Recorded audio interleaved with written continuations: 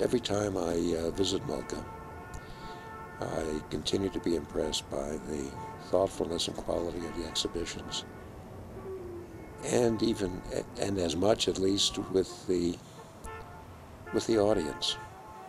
It's a different audience than I typically encounter at other museums, including the Getty. So MOCA really makes a special contribution to the vitality of the visual arts in this area.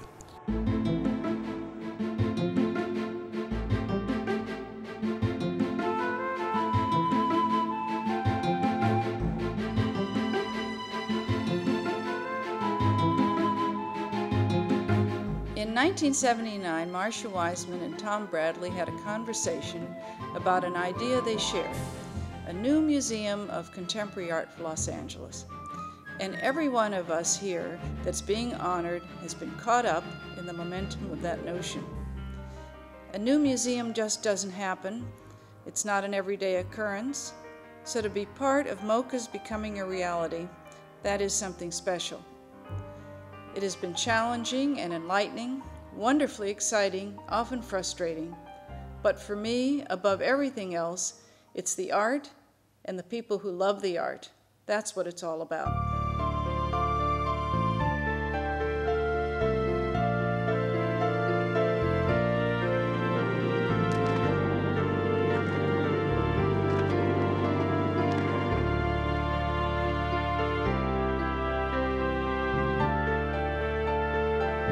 I think whatever I've done and whatever I've given, I've gotten back much more. It's been a very enriching and a rewarding experience to see this little museum, which I got involved with in its infancy, grow into a worldwide, highly regarded and highly respected institution. And to see how this has grown and developed into a really wonderful place. The exhibitions are usually pretty far ahead of what most people dare to do. And I think that's wonderful, and they've always been on the cutting edge, and I hope they stay that way. I've become very close to most of the key people. I think they're all wonderful. I enjoy being with them.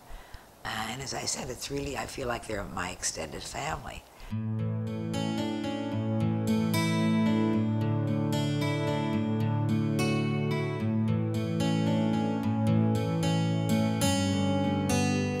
I think that over the years, the Museum of Contemporary Art has proven to be one of the great cultural assets of Los Angeles. Certainly, contemporary art and this city seem to go hand in hand.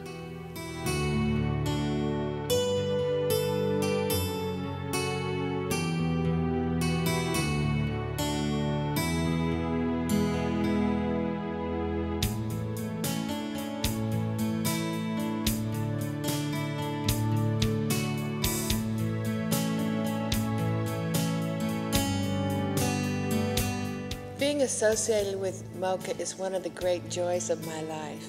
I find it so exciting to know that what we're doing today will affect so many lives in the future and now, because it is so thrilling to see young people, families, elderly people, people of all ages enjoying the museum, people of all walks of life. And to know that after we're all gone, that this will continue. And it gives me a sense of joy, and it is very, very fulfilling.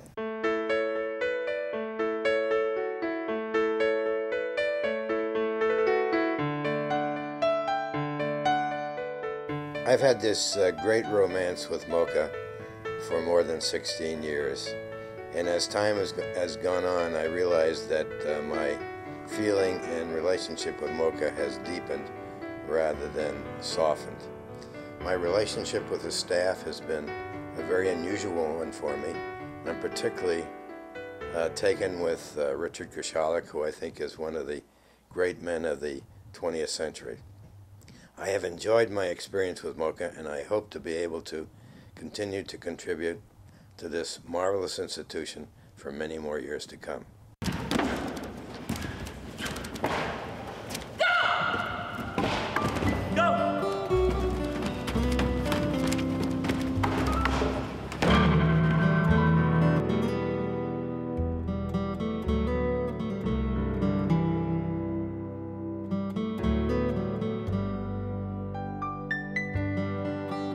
I believe that MOCA will always stand as a great symbol of what can be accomplished when you combine entrepreneurship with artistic ideals and strong civic leadership.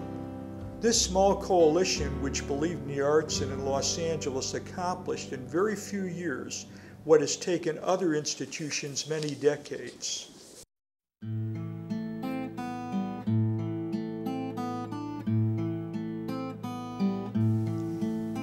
MOCA has been part of my life for 25 years, and I've been part of its life for 25 years.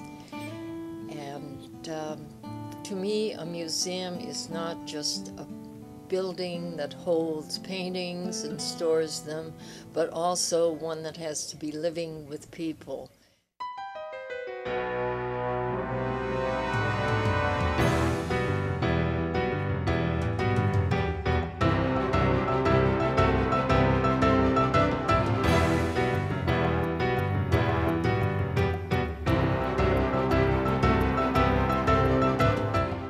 In the early years of the museum, Jerry and I were looking for a charitable activity that was important to the community and in which we could both participate.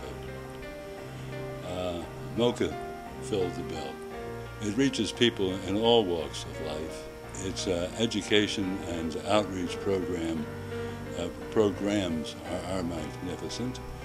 The project that Robert Graham started with taking young men virtually off the street and putting them to meaningful work was a marvelous program.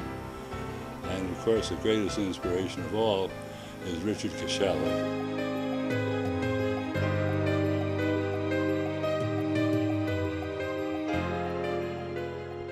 This is a very workable, very beautiful institution.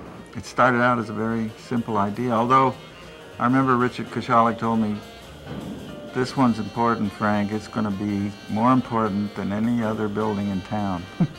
And he may have been right. He had an idea. You got to have a vision, and they had it.